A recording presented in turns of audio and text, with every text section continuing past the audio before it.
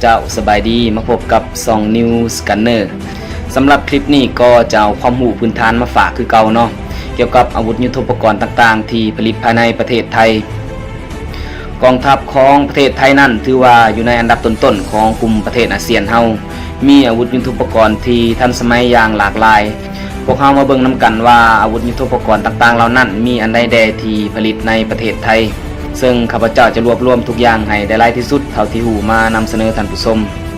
มาเริ่มจากกองทัพบกกันก่อนเนาะเริ่มจากปืนสั้นพร้อมลูกปืนที่ไทยก็สามารถผลิตเองได้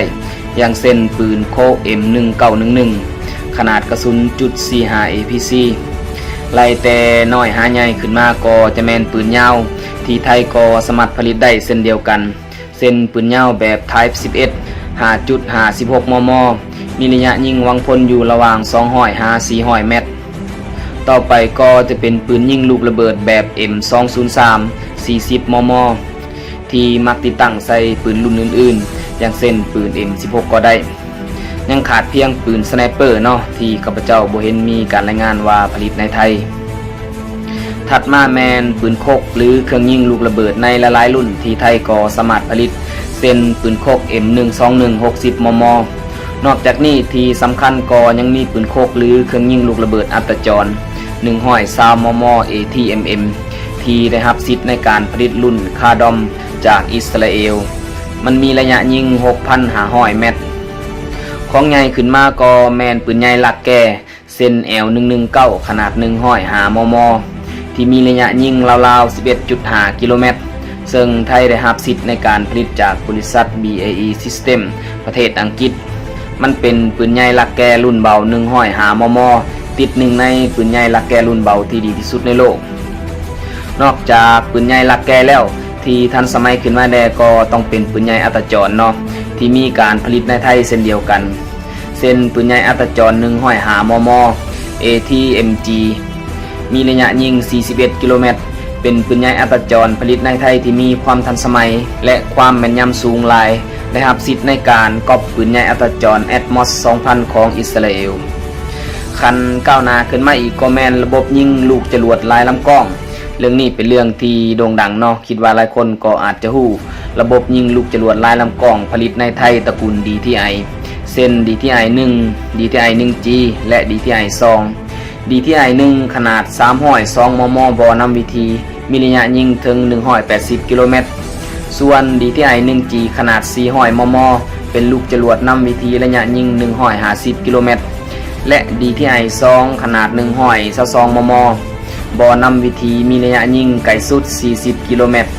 มีระยะยิงที่สั้นแต่การออกแบบของมันแมนมีหลายลำกล้องกว่าก็คือมีการออกแบบ20ทอยิงและ40ทอยิง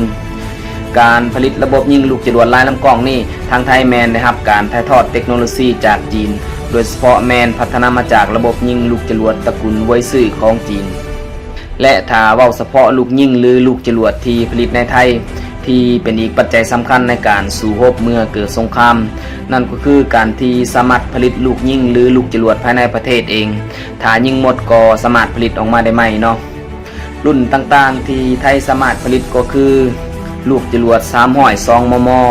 132 มม. 122 มม. และ114 มม. นอกจากอาวุธที่กล่าวมานี้แล้วยังมีประเภทพาหนะต่างๆที่ไทยสามารถผลิตเช่นรถบรรทุกในแบบต่างๆและที่สำคัญแมนรถหุ้มเกาะยานหุ้มเกาะที่ใหม่ที่สุดก็จะแมนยานเกาะล้อยาง 8x8 DTI AAPC ที่สามารถติดตั้งปืนกล30 มม. ได้ต่อมาทางอากาศสิ่งที่ผลิตในไทยก็จะแมนโดรนในประเภทต่างๆอย่างเช่นโดรน RTAF U1 ที่สามารถบินได้ 8-10 ชั่วโมงบินสูง 10,000 ฟุตบินได้ในระยะเบื้องต้นแมน100 กิโลเมตรแต่ถ้าเพิ่มสถานีควบคุมหลายจุดก็สามารถบินได้ไกลขึ้นและที่สำคัญในอนาคตจะติดตั้งอาวุธใส่สิ่งที่ใหญ่ขึ้นมากก็คือการผลิตเครื่องบินแต่เป็นเครื่องบินรุ่นน้อยเนาะอย่างเช่น Seaplane ตระกูล Next และเครื่องบิน RTAF6 RTAF6 เป็นเครื่องบินฝึกขนาดน้อยมีความยาว 8.35 เมตรความยาวของปีกแมน 24.28 เมตรเพดานบินสูง 7,600 เมตรระยะบิน668 กิโลเมตร และสามารถบินด้วยความไวสูงสุด593กิโลเมตรต่อชั่วโมงมาเว้าเรื่องกองทัพเรือเนาะทางไทยก็สามารถผลิตเรือได้อย่างหลากหลายนับตั้งแต่เรือรุ่นน้อยไปจนถึงเรือรุ่นใหญ่อย่างเช่นไทยมีการผลิตเรือตรวจการปืนเรือลาดตระเวนแคมชายฝั่งและนอกชายฝั่งเรือข้อเวทส่วนลำที่ใหญ่ก็คือเรือยกพลขึ้นบกอย่างเช่นเรือหลวงสุรินทร์ที่มีระบางขับน้ำถึง 4,245 ตนมีความยาว112เมตรกับอีก48ซนมีความกว้าง 15.4 เมตรอันนี้ก็แม่นอาวุธยุทโธปกรณ์ต่างๆที่มีการผลิตในไทยข้าพเจ้าขอทวนคืนเนาะสิ่งที่ผลิตในไทยก็จะมีปืนสั้นปืนยาวปืนยิงลูกระเบิดปืนคกระบบยิงลูกระเบิดอัตจรปืนใหญ่ลากแก่ปืนใหญ่อัตจรระบบยิงลูกจรวดลายลำกล้องลูกจรวดในขนาดต่างๆพาหนะรุ่นต่างๆเช่นรถบรรทุกรถหุ้มเกาะยานหุ้มเกาะมีการผลิตโดรนที่สามารถติดตั้งอาวุธได้สามารถผลิตเครื่องบินฝึกขนาดน้อยสามารถผลิตเรือในแบบต่างๆนับตั้งแต่รุ่นน้อยไปจนถึงรุ่นใหญ่ที่มีระวางคำนำถึง